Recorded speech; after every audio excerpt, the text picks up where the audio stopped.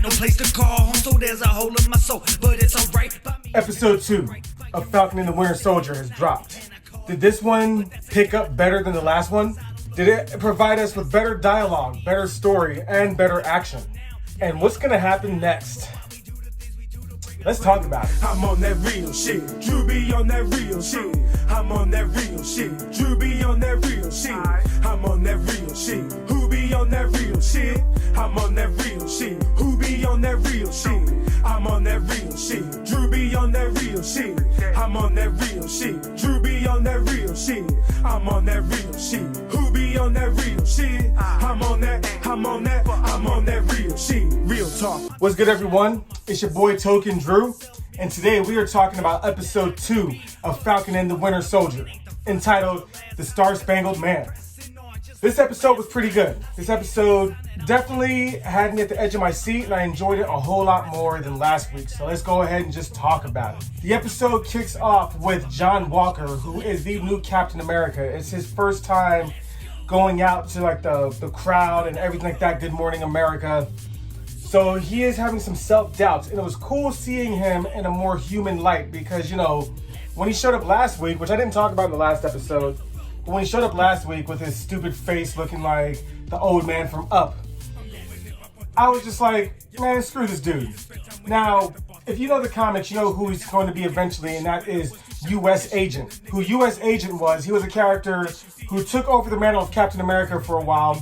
Very ran government-funded, government dude, conservative right-wing looking motherfucker, conservative right-wing type of asshole. And he had no problems pulling the trigger, something that we actually see John Walker's Captain America do later on in the episode. I do like this opening character building. See, there's a lot of great character building in this episode. I feel like it did it a whole lot better than last time. We have him showing self-doubt and him saying, you know, I'm not used to this. And his homie Hoskins, Lieutenant Hoskins, coming in, hyping him up pretty much. The marching band is playing a rendition of the Star-Spangled Man theme song from the very first Captain America movie, and they are jamming. I'm not gonna lie, I really like this rendition. I was in a marching band, I was a drummer, and I always like hearing these kind of big brass sounding drums playing type stuff, you know, so it was really cool. And right here you can see the difference between the Captain America Steve Rogers and Captain America John Walker, where John Walker seems to be more in the spotlight, more enjoying the spotlight. Granted, this is modern times and that's just how it is. But him showing up on Good Morning America, which is funny because Good Morning America is also owned by Disney and where a lot of exclusive clips will show up. So it's kind of cool them actually adding Good Morning America into the MCU. As John is giving this interview with Good Morning America on this football field with a huge audience, and like I said in the last episode, I like how characters don't have to worry about hiding their identity in the MCU. You see Bucky is watching, and Bucky, he just looks so disgusted over what's going on. The fact that Sam gave the shield up. The way Bucky and Sam meet, it makes sense. It's not just happenstance, you know. Bucky storms onto this military base and he's going off on Sam for giving the shield up. Sam is like, you don't understand, bro. I did it because I thought it was right. And I really like how they interact that way. Their banter and dialogue is really good in this episode. Really witty. Everything else had me, if not laughing out loud, I ended up having a smile on my face. We also learned that Sam has never met John Walker before him getting this Captain America role. And you can tell that they both are just not happy with what happened. Sam is not happy that they chose a new Captain America. He gave the shield up to be held in a museum to preserve Steve's legacy. Whereas Bucky was like, if Steve chose you to be Captain America and you feel like he was wrong about you, then that means he was wrong about me. And that was like, you know, that argument, though it happens later on in this episode, but in a part that I actually felt like dragged on, and I'll just go ahead and talk about it since I'm here right now, when they are having this impromptu therapy session because they had gotten, because Bucky had gotten arrested due to him missing his court-mandated therapy session. And they have a kind of joint therapy session, Sam, Bucky, and the therapist, and that's where Bucky goes off like this. And that was a really, really great scene, even though I felt like that scene dragged the episode on. I'm like, yo, why are we still doing this shit? Sam talks about one of the enemies being the big three, which are aliens, androids, and wizards. And there's a really funny Hobbit joke where Bucky reveals that he read The Hobbit when it first came out back in 1937, even though that was the UK release and the English release came out in 1938. Bam, know your shit, son. So we move forward to this awesome fight scene they have on two trucks, on the trailers of these two trucks driving down the road, going back and forth between Bucky, Sam, and the Flag Smashers. And it turns out that the Flag Smashers all have some type of super soldier serum because they're all strong as shit. The new Captain America and his homie Hoskins show up to help out, and more awesome dialogue between Bucky and Sam versus John Walker and Hoskins. And pretty much you can just see the tension, because even though Hoskins and John are like, you know, you guys need to work with us because we can get this shit going, the other two Avengers are like, no, man, just because you have that shield doesn't make you Captain America. And John also shows what he thinks of Falcon by saying, I needed Cap's wingman on my side, which that's not who Falcon was to Captain. They were all teammates. You know what I mean? We see that the Flag Smashers, they get away with what they were doing, and that they're held up, that there are people who support their cause. And their cause is one world, one people. And it's not really a bad cause, you know what I'm saying? These are people who survived the blip and seen the world without borders. And then when people came back from the blip, the old powers that be became powerful again. And that's what they're trying to avoid. Now, the main chick, whose name is Carly Morgenthau, who actually is a gender swap name of Carl Morgenthau, who was the Flag Smasher in the Marvel Comics. She gets a text message saying, you have what's mine, I will find you and kill you.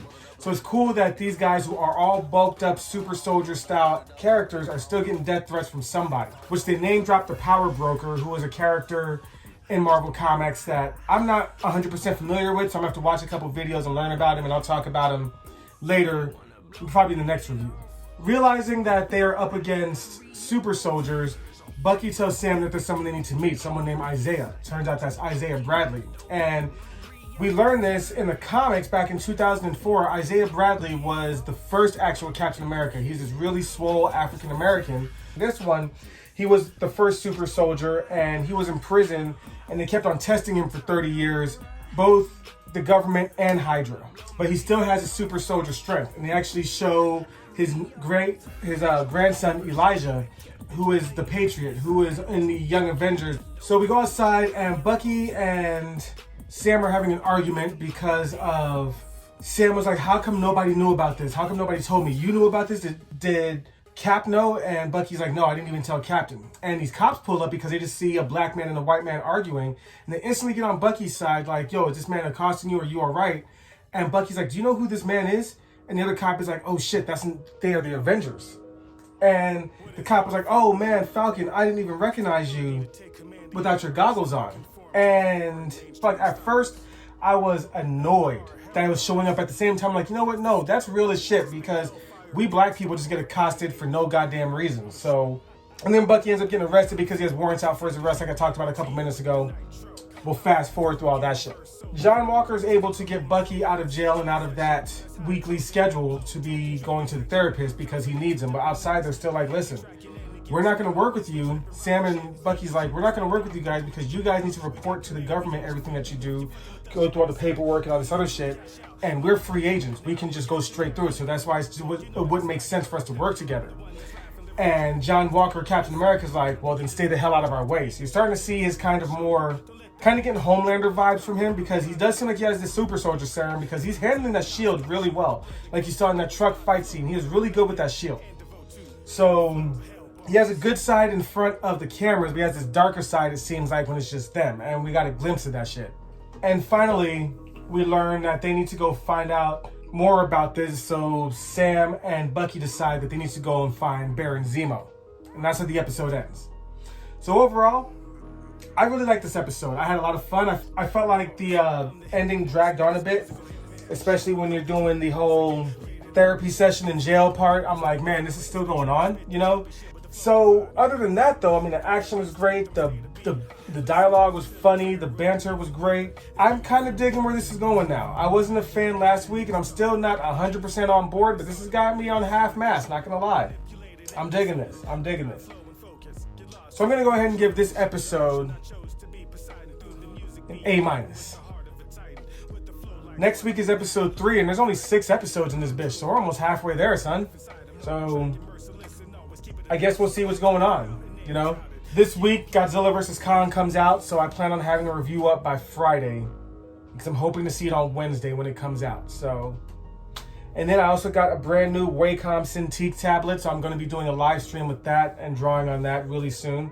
Hopefully I'm doing that Monday night, which by the time this comes out, then that means that it already happened, or maybe it didn't happen. We don't know just yet. But until then, you know what? I'm your boy Token Drew. Live up, smoke out, game on. I'm out this bitch. Thanks for watching. Make sure you like, share, and subscribe. And check out my album, Lusogo Collector's Edition. Peace.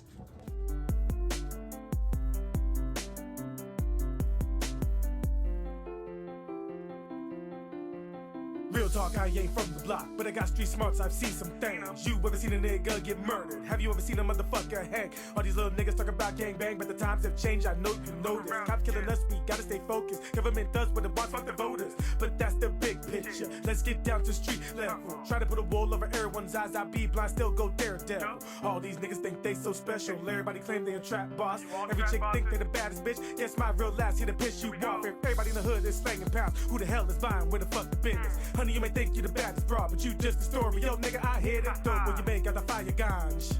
In the end, it's all just weed. Shorty, you may get the bomb his head, but you ain't the first one to give it to me. I ain't a drug dealer, but I still got the water cash. Not trying to brag, just stating the facts. Spend what I want.